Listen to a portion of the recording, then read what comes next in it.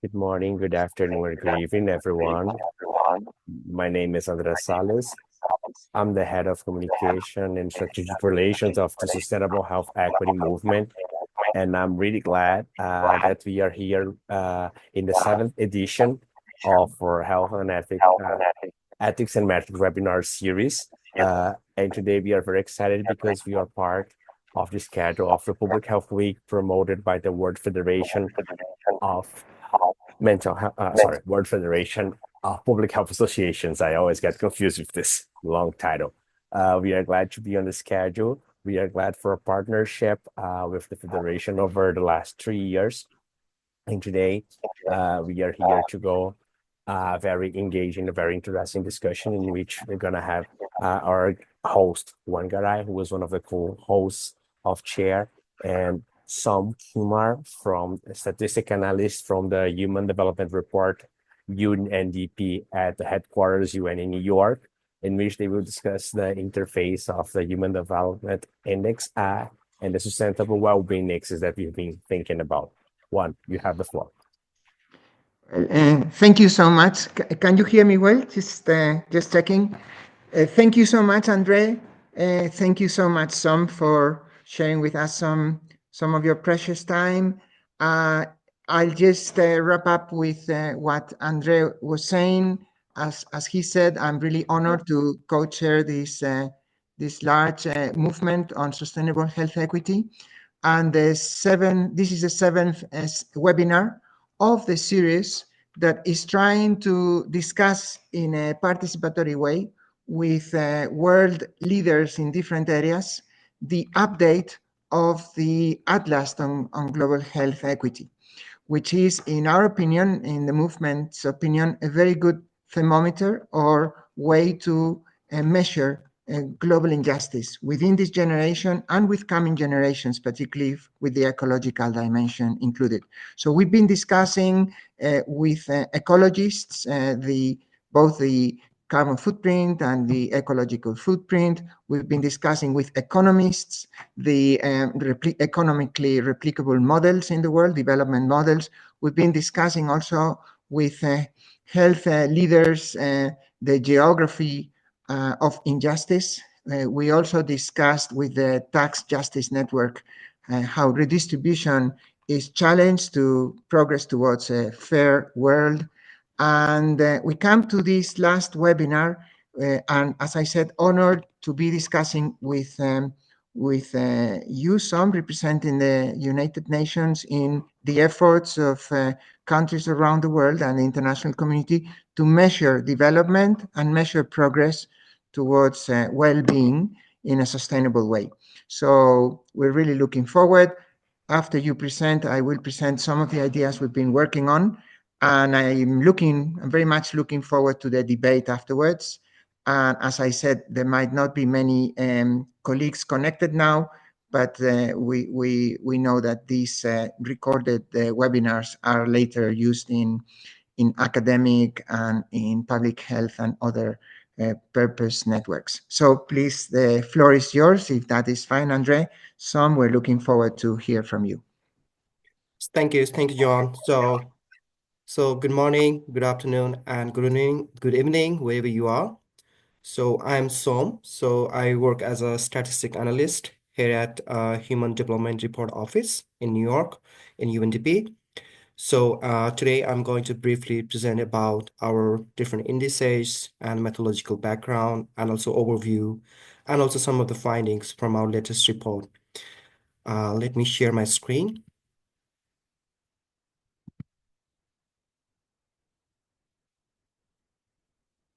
Can you see my screen? Yes. Perfect. Okay. So here we are. So this is a general overview of what I'm going to present today. So my presentation will be short, so I expect maybe there a lot of time for the discussion as well. And our main content for today that I'm going to present is about the Human Development Index, Inequality Adjusted Human Development Index, Planetary Pressure Adjusted Human Development Index. These are the three indices that I'm primarily going to focus. But apart from that, our office also produces other different indices like multidimensional property index and three gender indices like gender development index, gender inequality index, and social norm index.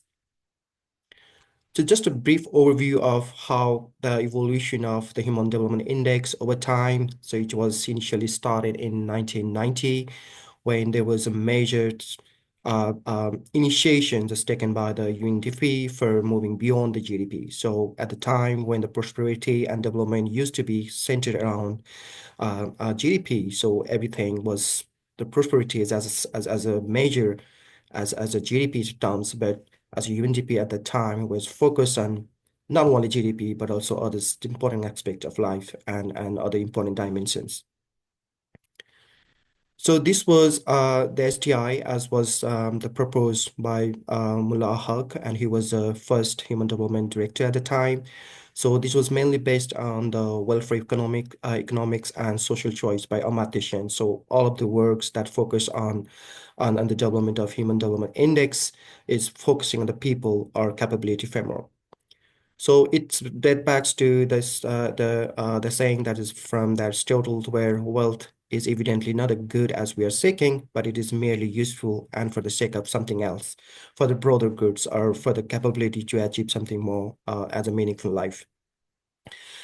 And the goal of development is about expanding people's freedom, ensuring they have the capabilities to lead a life they value and have a reason to value. So it is a whole idea of SGI, the measuring the index is to measure or to focus on the people and their capability to achieve the highest level of development or their achievements.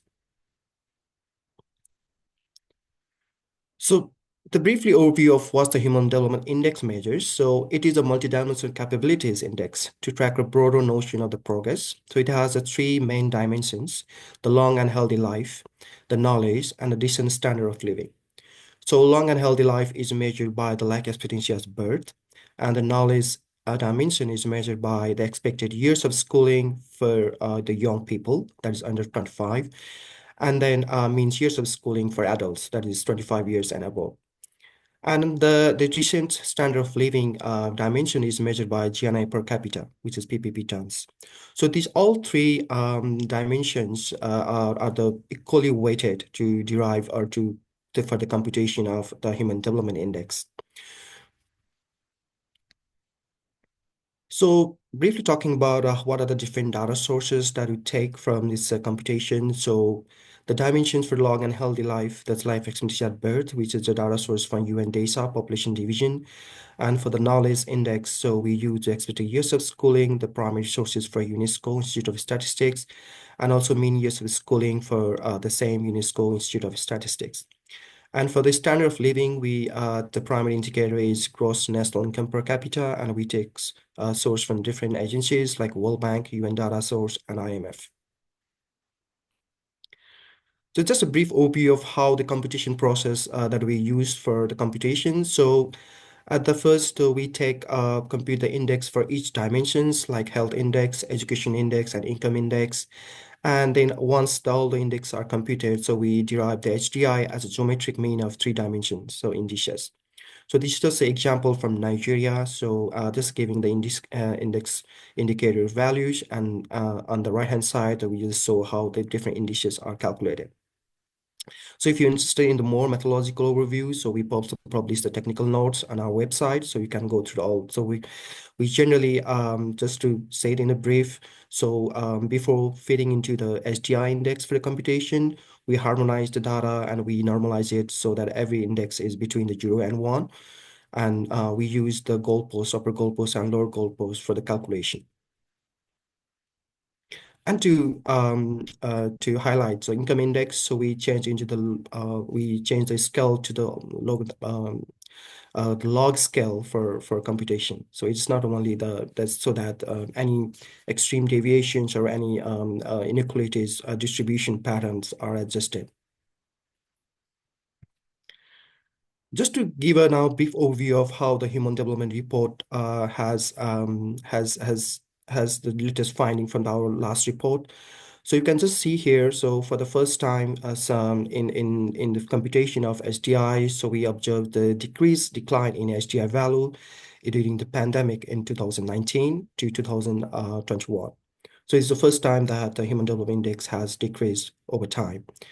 And as you can see here, with the decline in the Human Development Index, so over the period, so what we have noted is like the gap between the high human development countries and the very low human development countries was decreasing over time.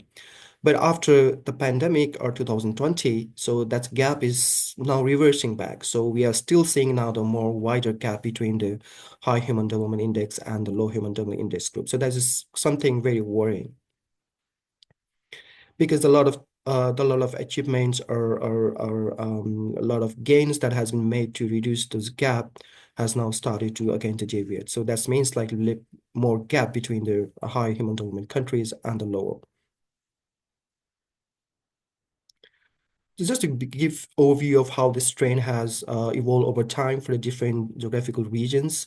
As you can see here, the human development group across the different world regions, where for sub-Saharan Africa, they have the lowest across all the regional groups, while OECD regions have the highest human development index. Now to move across the different indices that we produce, the inequality adjusted human development index. Just to give a brief background, so Human Development Index as a whole is an index that summarizes all those three dimensions, but it has some shortfalls. So one of the main critics of this index is that it doesn't address for the distribution, for the inequality across the different dimensions. That has been one of the major criticism of SDI. And to address those criticisms over the time, there has been introduction of new indices or index to counter or to measure different aspects that is of the limitations that was prevailing in SDIs. So one of them is ISDIs. So what ISDI do is, ISDI is a human development index that accounts for the inequality in distribution across the different dimensions. So it is not only measuring the human development as a whole, but also adjusts for the inequality across the different dimensions in the population. So this is just like a brief overview of how we calculate the inequally adjusted human development index. So as the same framework like before for the SDI, it has the three dimensions like long and healthy life, knowledge, and decent standard of living. And then once we calculate the dimension index for each of these dimensions, we adjust for the inequalities in these dimensions. That is inequality in long and healthy life, which is inequality in life expectancy index. Then we also adjust for inequality in education, which is mainly from the mean years of schooling, and also inequality in income dimensions, which is across the whole population. And one of the important things to note is that Human Development Index is measured by one aggregate figure at the national level as a composite index. But for the measurement of inequally adjusted Human Development Index, we also need additional parameter that measures the distribution of those each dimension in the population. So we are not relying on the more as on the population distribution figures or data for this computation. So just like same as before, so what are the different sources that we take for the data? So for the health, to measure the distribution of health dimensions, we take from the UN data, that is world population prospects. And we use the formula or measurement for the life table, so that we measure how the life tables are different mortality patterns differs across the different age groups. And for the education, we take from CIDLAS, World Bank, USILC, LIS, DHS, MEX, and UAS. They are all the aggregate level or distribution of the education across the population. And from the income dimension, we take from the UN wider as a source. The brief overview of how the computation or the methodology background for this computation of ISDI. So for the each, as you said, the SGI is based on the accumulation family of inequality measures, where the aversion parameter is set to 1. And what it does is, when the aversion parameter is set to 1, it is mainly measuring the distribution for the geometric mean versus the arithmetic mean. So when we have, once the index is computed for each dimensions, we measure the adjustment factor for each dimensions, which is given by the formula here, 1 by G by U. So G is the geometric mean and U is the arithmetic mean. And once the adjustment factor is calculated, so we measure the inequally adjusted dimension index, that is 1 minus AX, that is AX is computed in the earlier steps, and then IX is the index parameter that we computed for each dimension. And then IHDI is simply the geometric mean of these three adjusted indices, that is adjusted for the inequality in distribution. And we can, by this methodology, we can also calculate the loss in SDI values. So how much percentage is lost as when we account for the inequality distribution. So this is the one that we had from the last report. So we measure the inequality distribution across all the population and also fitted the ISDI. And we just figured out how much SDI value is lost across the different regions when we adjust for inequalities. So ISDS was calculated for 165 countries in the last report. And when we adjust for the inequality across the whole population distribution, then overall loss in SDI globally is 22%. So nearly 22% of SDI value is lost when we adjust for the inequality. And that value could range widely from as far as 33.9% in Sub-Saharan Africa, which is the highest loss in SDI after adjustment for inequality, and the lowest was in OECD countries, which is 11.4%. Now to briefly moving back to the Planetary Adjusted Human Development Index. So as an overview, this is also the same framework like ISGI, which tries to adjust for now, instead of inequality, we're going to adjust for the planetary pressures because of mainly of two indicators, that is carbon dioxide emissions and then material footprints. So PSGI using the same methodological as ISGI is a product of SGI and 1 minus index of planetary pressures. So 1 minus index of planetary pressure is also known as the adjustment factor that we make in the index to account for the planetary pressures. So brief overview of how the PSGI that we computed or we calculate here. So it's similar to SDI adjust for inequalities. So PSGI is computed as a product of SDI and adjustment factor. That is two main indicators, as Melina mentioned. That is carbon dioxide emissions per person, which is production based, and also material footprints per capita. So as a rule, so as a lower pressure on planets as a result of the larger adjustment factor, and the PSGI value is closer to SDI. So the countries which has a lower planetary pressures are, in theory, if they don't have any planetary pressures, then SDI is theoretically equals to PSGI. But as we know, so every countries, whether large or small, has some kind of carbon dioxide emissions and material footprints. So as a result, so there's just a variation of how much adjustment or how much decline in HDI value across the different regions. But none of the countries or none of the regions has perfectly the zero planetary pressures.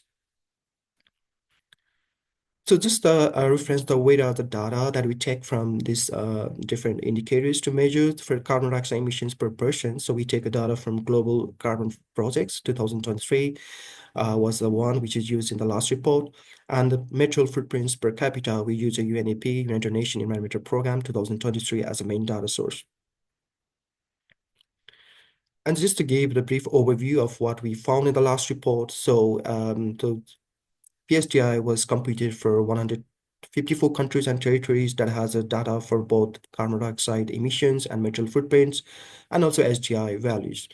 So overall, once we adjust for the planetary pressures, that is mainly for CO2 emissions and material footprints, overall loss in SGI value was 7.3% globally. And that could range for different regions. For example, the highest loss was observed in OECD countries, which is 13.1%, and the lowest was in Sub-Saharan Africa, which is 1.8%. So the major message that we want to send with the purpose of this new PSI indicator is that all the countries should be able to attain a very high level of human development without imposing pressures on the planet. And this is just a graph that is brilliantly summarized how the value of PSGI overlooks over the SGI value when we adjust for the planetary pressures. As you can see here, the PSGI is plotted in the y-axis and the SDI in the x-axis. And the middle diagonal represents the line when the PSGI is equals to SDI. And once we plot these two figures, the SDI versus PSGI for each countries, then you can see all the deviations that is happening to the downwards across those diagonal. So as greater deviations you are from the diagonal, that suggests that the greater planetary pressures or the greater impact on the environment. So as you can see here, so for the very high human development regions, the deviation is the most far or most extreme compared to other regions. And for the low human development groups, so the deviations are almost none or they are almost equals to their HDI value. So the more prosperous the countries are in the human development groups, the more effect they are causing to the environment in these countries, in this index. And one of the interesting thing is like once you adjust for the PSDI, so 1 to 20 countries remain within this very high human development group. So that is the adjustment factors has lowered all those number of countries which are in the high human development group. So what is the PSDI? So what are we going to measure? So what is the main purpose of this in this index? Is PSDI is not a measure of the sustainability. So the major aim of having introducing this index is to trigger the conversation on dangerous planetary change associated with the current pattern of energy and material use. So as unlike the SGI values and the tables, we don't produce any ranks for PSGI. So rather, we emphasize on the reduction in HDI values and shift in the ranking. So what we highlight in our tables is that how much reduction is observed in HDI values after you account for the planetary pressures and how much shift in the ranking within those groups. So how much lower that you are ranked once shifting rank, not as a ranking, but shifting in the ranking once you adjust for the planetary pressures. So no country, no matter how well it does on the PSGI or any other ranking, serves as a present as a model. As I mentioned already, so every country contributes somewhat from the CO2 and the material footprints as a result. So their SDI value is lower when we account for the planetary pressures. So these are just a brief overview that I want to present today. And as you know, this is just a link and also the data center for our Human Development Report Office. So you can go through there and also have a lot of different interactive website and links. You can compare between different countries, different regions, and what are their values, and also the other different indices. So you're always welcome to use this website link. And if you have any questions further regarding technical notes and other things, so you can always write to us at this email address. And lastly, not the least, so we're going to have the latest Human Development Report launch that's going to happen in May 6, 2025. And the major theme for this year's report is the AI and artificial intelligence and how it is consequences about the whole things that are happening. So you are free to join us to the report launch happening on the May 6, 2025. So with this, I'm going to end here.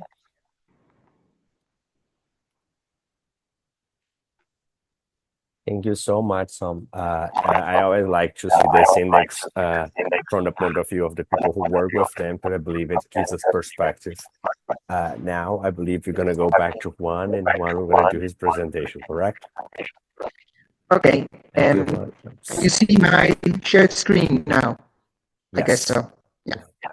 Okay. Thank you so much, Som. I think all you've said is really relevant in a very challenging time. But as I will state now, we have some concern on those indexes that probably have some space for improvement. And of course, we are only saying that in a very humble way. We're just a network of people committed to sustainable well-being, not representing any country. So just take this as a citizens concerned citizens proposal. So in order to rethink progress, how the world is progressing, yet with all the challenges you've mentioned on inequalities, injustice, and climate change and other ecological, let's say, degradations, we want to see how GDP should have less of a weight in all the UN and international indexes because of the following reasons. Why? Why do we question GDP-based indexes? First, because GDP per capita measures economic transactions. That's what it does. And it's true, it's correlated with income and property, but it doesn't consider an upper threshold. You mentioned Aristotle in your introduction, and I would mention one of his masters, Plato. And Plato said that societies should be aware of ensuring everyone has enough, but no one has too much, because the excess accumulation is evil to justice. And this is what our measure of GDP does not take into account. It's like measuring nutrition. If you measure nutrition just by weight, obese people would seem to have the best nutrition.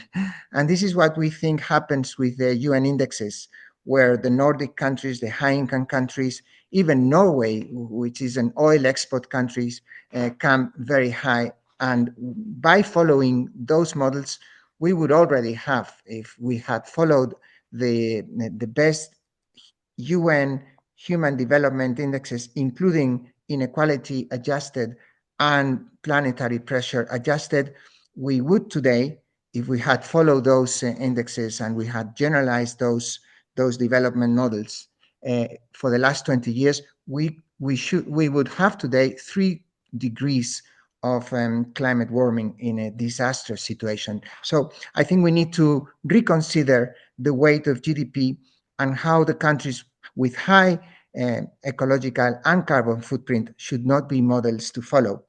And that's what we believe, that GDP also ignores inequality and environmental degradation, and the UN efforts to adjust the Human Development Index with inequality and environmental degradation are important, yet I think they do not select models that could be replicable and sustainable for humanity. So as you very well presented, the Human Development Index includes those dimensions, and the adjustments are really welcome. The SDGs also are broad, but they are largely often undefined or insufficient in the 2 main challenges our network is studying and following with concern, which is inequity and sustainable ecology. And gaps remain in measuring human well-being, happiness even, the happiness index of UN.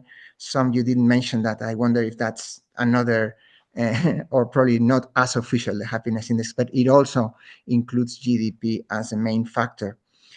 So how can we measure the human potential to have a fulfilling life and yet contribute to common good and do not harm others? That's what we've been trying to do. So the Fair Wellbeing Index we've been analyzing has to do with sustainable health equity. It integrates both individual well-being through, in this case, life expectancy. We also take with some distance education, because if education is geared towards competition and endless GDP accumulation or wealth accumulation, education can be, in fact, a factor of injustice. So there's a very, at least internationally, there's an interesting debate there. So we want to balance individual well-being with collective responsibility and our impact on others. So we want to emphasize through this index how can we limit harm to others by excessive resource accumulation and also excessive carbon footprint and ecological footprint, which challenge the well-being of the future generations. And so by balancing individual enjoyment with collective good, we aim to measure the highest achievable health standards through shared responsibility. This is the dimension we want to discuss. Now, there is something very interesting about GDP per capita, which is also an empiric evidence that endless GDP levels are to be questioned, because not only they can be harmful for international and subnational injustice, and they are correlated with excessive carbon and ecological footprint, but a subnational analysis in Japan, which has the highest life expectancy, both men, women on average for the last 2 decades, shows that beyond a GDP per capita threshold of around $21,000, almost $22,000 per capita per year, higher income levels, or higher, let's say, GDP levels correlated with income and wealth, do not lead to any longer life expectancy. revealing that even diminishing returns on well-being, some of the provinces in Japan above, for instance, this Nara Prefecture in Japan, which has this GDP per capita level and the highest of life expectancies with some other regions in Japan and in the world, have with higher GDP levels, GDP per capita levels, you even have reduced life expectancy and well-being. A very clear case is the United States, with 3 times that GDP per capita and some 8 years lower life expectancy. So if we take that reference, over 40% of global GDP exceeds this threshold, and is not only wasted, it does not produce more well-being for or human health, but it undermines equity and environmental sustainability. So it is, I will say this in each of these slides, each of the 2 following slides, particularly the red conclusion, would need some hour of explanation, but I'll be very, very fast and try to be very simple in the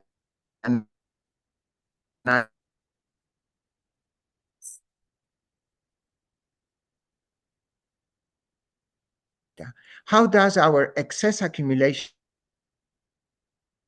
others? This is something that capitalism does not really take into account, because very often the more you have, the better, or the most successful.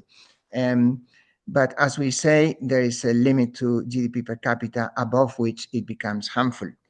If we take the life years lost in countries living with GDP per capita below what we call the dignity threshold, which is something we've discussed in previous webinars, we define sustainable health models, countries with high life expectancy, but GDP per capita below world average, so it's replicable to all, and also carbon footprint below the ethical threshold, above which we are rendered to global warming, irreversible global warming. So if we take the life years lost of the burden of health inequity, this is the social injustice causing preventable deaths, then, and we adjust those life years lost, we divide them by the GDP excess above that level beyond which there is no improvement of well-being, we can estimate the life days or the life years lost for each $1,000 per capita above that excess threshold. It ends up with some 5 life days lost for each $1,000 per capita above the excess threshold, and you need to multiply that by the number of thousands above that threshold and the number of years of the life expectancy of those countries. Similarly, we also look at the negative effect of carbon emissions above the ethical threshold. The ethical threshold is also something we've been discussing in previous webinars, is the level of carbon emissions above which, if generalized, if every person in the world would have that those levels of carbon emissions, we would quickly reach the global warming, the irreversible levels of global warming of 1.3. It tends to be some 1.3 tons per capita if we want to limit global warming this century below 2 degrees, and 0.3 tons only if we want to limit it below 1.5 degree warming, which in fact we're reaching very soon. Exceeding these levels leads to over, we've estimated by a number of articles and analysis, over 2 million excess deaths during the rest of the century. And so with those data, we can calculate the life years lost due to excess carbon emissions for each excess ton of carbon emissions per year, and we multiply it by life expectancy. So we more or less influence 8 hours lost of human life for each ton of carbon of CO2 above the ethical threshold, and that's per year. So it's interesting because if you, for instance, sum we travel either me through New York, where you are, or you come from New York to Spain, where I'm talking to, that 8-hour flight will be producing some 1 ton of emissions per passenger, and that's exactly, more or less exactly, the life hours that you take off someone in the coming generation. So the thing is, we can plot those different factors, the individual enjoyment of life through life expectancy, and the negative effects of excess accumulation and of carbon emissions. And we see these maps, and I'll come to the end now. This is the map of life expectancy, where Europe, Japan, South Korea, Hong Kong, Australia have the highest levels, followed by North America, Central Europe, and then some countries in Central America, and the rest of, and then China and the rest of Latin America. And you see that most of Sub-Saharan Africa has very low levels of life expectancy, also followed by India and Eastern Europe and Russia. So this is how the world looks like in terms of enjoyment of individual life, as life expectancy is highly correlated with well-being in all its dimensions. A very unequal world we have. Now let's come to the life years lost per lifetime due to excess GDP per capita. And as I said, this would trigger very interesting discussions, but there is an excess GDP which is accumulated in certain countries and in certain population groups within those countries, and it prevents others from having enough. So these are the countries that have highest impact in terms of life years lost on others through excess accumulation. Switzerland, Norway, Sweden, Ireland, Iceland, Luxembourg, Denmark, Australia, and the United States particularly. These are the countries that are having a highest negative effect on others through excess accumulation. It's interesting because some of these countries, particularly the Nordic countries, are the countries featuring as in the best ranking in the Human Development Index, and even after inequality and environmental pressure adjustment. So that triggers some concern in our opinion.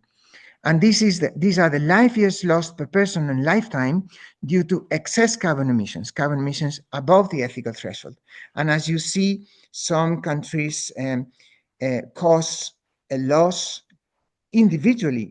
Each citizen of those countries, on average, causes over 10 years of life years lost on others in coming generations, like the high oil export countries in the Middle East, but also many of the OECD countries, particularly Canada, the US, Australia, and then comes Europe, Central Europe, and the Mediterranean, also Northern Africa, and then Latin America, with very low or even no damage to the rest of the world of the countries that precisely have the lowest Human Development Index and the lowest life expectancy. So if we plot those three elements, which is life expectancy at birth minus, and this is important, minus your negative effect on others through excess accumulation or through excess carbon emissions, this is the resulting fair well-being index,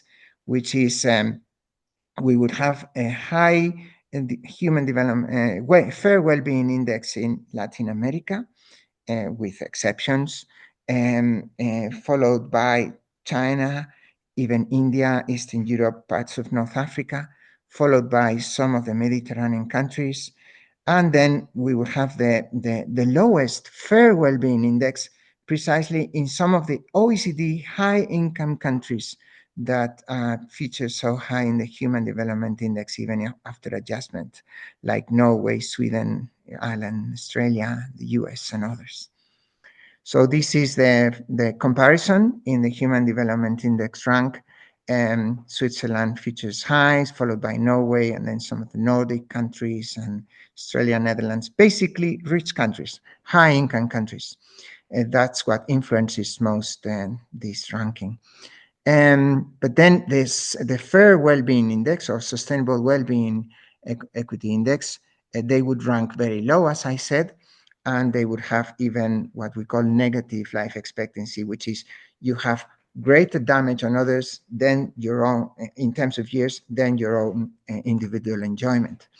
And the Fair Wellbeing Index would be very different in terms of countries that would have a more, often none of them is perfect, a more replicable and sustainable well-being model, a well-being reference. For instance, Costa Rica, which has a higher life expectancy than the US and even the EU average, yet respects planetary boundaries and does not have excess accumulation above GDP, world GDP per capita average, followed by the countries you see there. And, this is all debatable, but what I mean to say is that the Sustainable Health Equity or Fair Wellbeing Index integrates both the individual well-being with a broader impact of one's life on others. So it brings in the individual responsibility of your privilege, challenging probably the Western focus on personal life value alone. And unlike the UN Human Development Index, which favors high GDP per capita, or at least even if it's one of the factors, it turns out that the highest income countries feature as the highest Human Development Index. The Fair Wellbeing Index or the Sustainable Wellbeing Equity Index penalizes excess and hoarding and often resulting in low or negative scores for wealthy nations. So we believe that there's space for future improvements that should account for other factors like tax haven benefits. We see some of the countries with highest human development index are tax havens like or close to, like Switzerland or Luxembourg or Ireland and others. Carbon border impacts, so not just carbon emissions, but the way countries consume them, introducing carbon border adjustments, because if we consume something that is produced in China, we also have a responsibility in what that global trade means to excess carbon emissions. And then, of course, all exporting countries, refining how responsibility is shared globally. So that's what I wanted to say. We need to think twice how these indexes, and I would really like to pick your brain on this. What do you think?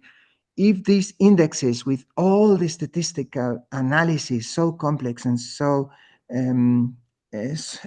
so hardworking, I guess, all your analysis, if they conclude on countries which are ecologically not replicable and economically not replicable, and if all the countries in the world would follow that path, we would really be already 3 to 4 degrees above the pre-industrial levels, and we would be in serious ecological trouble for next generations.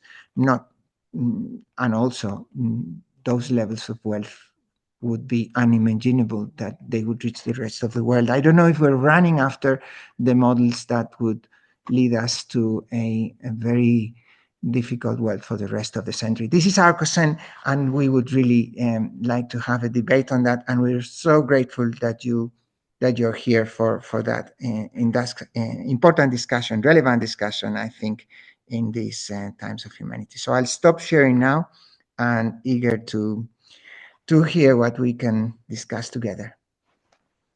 Thank you very much, Juan. I wonder if you want to open the floor for, I wonder if we should open the floor for any comments, or you would like to invite Som to say something.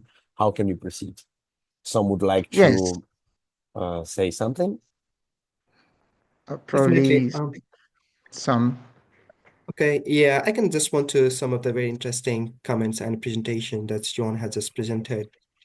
Actually, I want to highlight that this echoes around the latest discussions that we're having in the office and also with the broader academics. So, and there's two main part that I want to highlight it. So the region that there is, we have said some maximum threshold for each indices that we calculate. For example, for the GNIPC indices, our maximum threshold is $75,000 per year. So any one country is earning more than that are just capped on those income, because it is based on one of the papers that that was cited when we have this index proposed, was that beyond that threshold, any income doesn't substantially contribute to the well-being or the capability framework to enjoy the highest possible standard of living or life. So that's one argument that we have.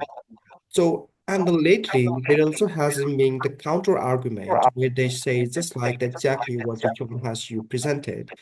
Maybe we can lower that threshold to some level so that, as you can see in my presentation as well, the higher income or higher development countries tends to have more impact on the planetary pressures because of the CO2 emissions and also the material footprint. So when you adjust for those factors, the development human SDR values substantially decrease than the current SDR values. So there has been some suggestions to lower that threshold to maybe even below the $75,000. And one of the discussion that we had some kind of analysis within the last statistical review meeting that we has different panels from the different agencies. So what we presented was based on what would happen if we lowered that threshold to $25,000, and just to look at the rankings and how effect it would have on the different countries.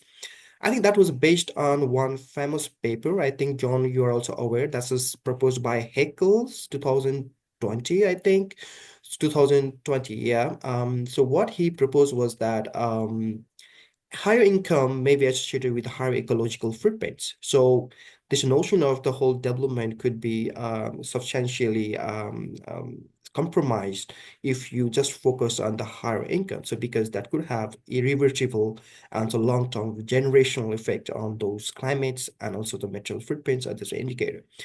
And we decrease those thresholds to look at them. So what we notice when we decrease that threshold to $25,000 and look, so that effect of whole the change in the ranking and the change in the valuation values mainly affected the high income countries. And then now the substantially the ranking did change a little bit here and there, but all those changes we observed were only on the high income countries. So that means now other dimensions, education and life expectancy, have the greater role to play within those high income countries that would have ranked them to or rank have high achievement of HTI values. So in general, I fully really agree with your points that were you put forward. That could be also the one of the way of looking at, just like maybe GDP values might not be sufficient, or maybe we might need to rethink about the greater threshold levels that we can achieve the HDI or the progress that human development could be better redefined with the better the threshold levels to redefine that what is implication on planets and also the future generations.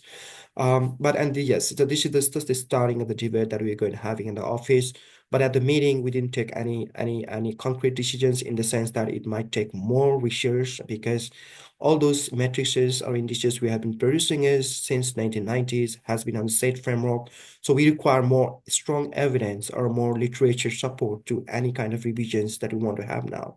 So that's just a brief overview I wanted to present about our office and what is the different initiative and different approach that is followed by different academics. And I just want to note that we are aware of those criticisms and different alternatives things, and we are but also taking into account that how the human development indices could be improved on that sense to measure those kind of generational effect of climate change and also inequalities and etc.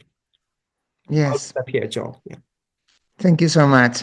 I wonder if any of the participants wants to comment before I comment on your comment, which is so good to hear. Well, if there is nothing burning our audience, first of all, I'm really, really glad to hear that for the first time, the UN is looking at upper thresholds in GDP. So that is historical, in my opinion, because we're putting a cap, a limit to wealth.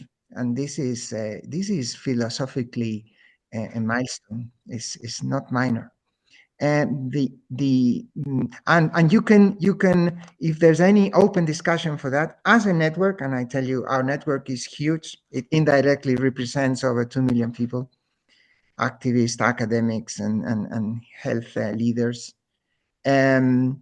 If we are invited to that discussion, we'd like to bring some evidence. For instance, this thought of hypothetically bringing from $75,000 to $25,000 GDP per capita as an upper threshold above which life expectancy and well-being does not increase any further, but even has negative effects. As you know, you may have read the papers on wasted GDP and others, but I've published some papers calling it toxic GDP, because that upper threshold is not just innocent in terms of increasing wealth without any effect on well-being, has a negative effect through its correlation with ecological impact and also with global distribution.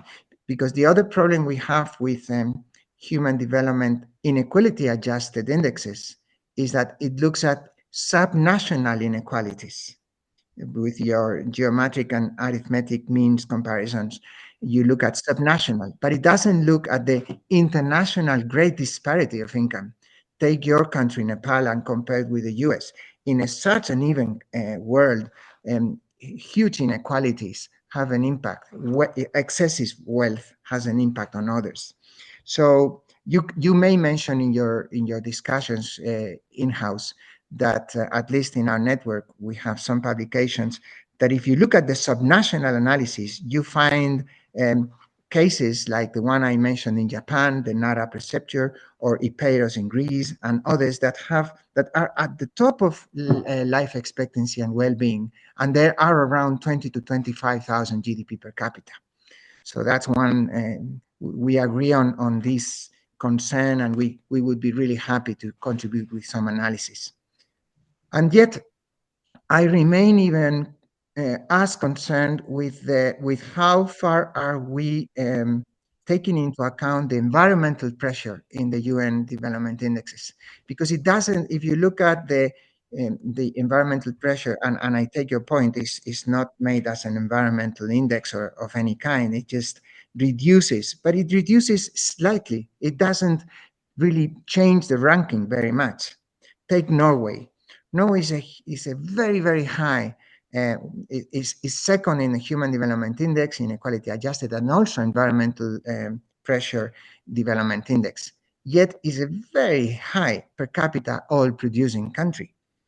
That oil is having an effect on global warming, and yet we take it as a model for the world. Imagine so even not accounting for the oil which is burned elsewhere, the CO2 emissions per capita in Norway are well above 10 per person a year, and probably it's higher.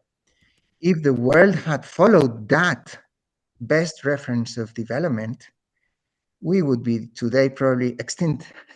We would have no oxygen to breathe. So I think we need to give a far greater weight to a negative weight to the not just the carbon, but also the ecological footprint.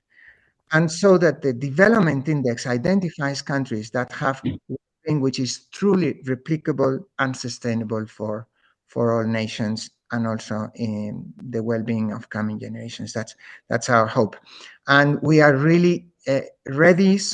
You may pass the message to your headquarters, really ready to help, to give some opinions, to give some experience, some grassroots experience of our wide networks, and contribute to this very important debate, in our opinion.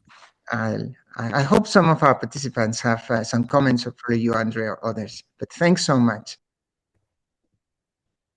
Thank you, Juan. It's always so good to see you so passionate talking about this and the relevance of these issues for today, for the generation, the coming months.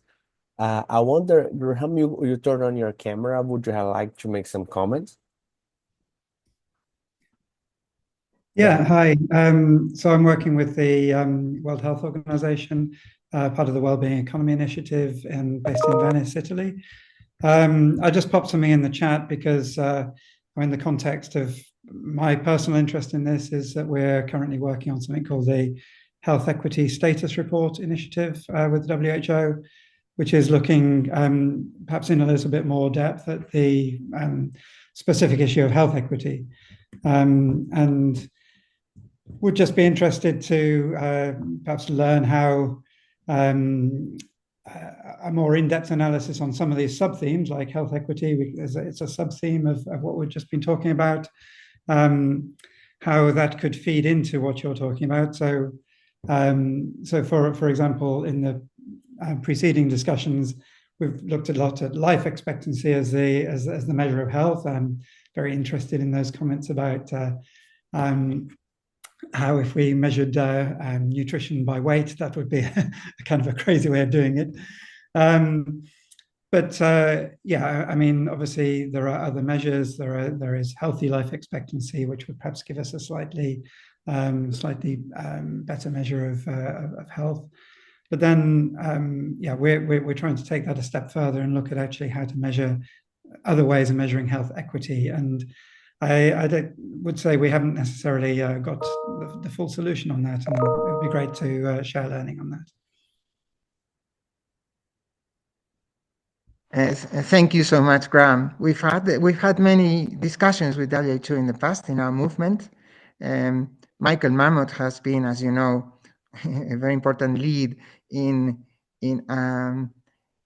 addressing social determinants and their effect on social and on health injustice. But we always challenge the WHO analysis of equity or inequity by measuring inequalities. So, and I think it comes back to the discussion with Som. Unless we have upper thresholds and we identify levels which are, like WHO definition is from its constitution, best feasible level of health. So unless we identify that best health, which is feasible, replicable for all, and from there, like we did with the burden of disease, we take the burden of health inequity, we will only be measuring mathematical inequalities, which are subject to interpretation. But again, we would be really happy to contribute to your debates if you find our input can be of any interest. But thanks so much for being here, Graham, and thanks so much for your good work. Thank you. I wonder if anybody else have a question or would like to make a comment. Anyone from the audience?